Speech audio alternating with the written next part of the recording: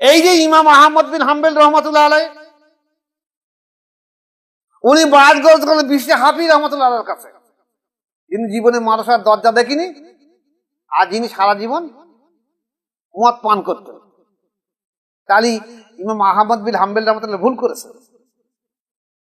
আসলে এই সুন্নি জামাতকে মুছে দেওয়ার জন্য একটা ব্যাপক চক্রান্ত, বড় বড় যেসব কওমি মাদ্রাসা আছে, এই সুন্নি জামাত কে মুছে দেওয়ার জন্য তারা কি করেছে, প্রত্যেকটা মাদ্রাসায় একজন করে শিক্ষককে তারা শিখন্ডি করে দাঁড় করিয়ে দিয়েছে, তোমরা সব এখানে বায়াত গ্রহণ করবে। কারণ ও হাদিস পড়াতে পারে, ও তফসিরে জাল্লাইন পড়তে পারে, ও বয়স হয়ে গেছে, ওর কাছে বায়াত গ্রহণ করবে। আরে বায়াত হওয়ার জন্য যে অন্তঃশুদ্ধ তাজকিয়া নফসের দরকার, এটা হলো সুন্নি আকীদার মূল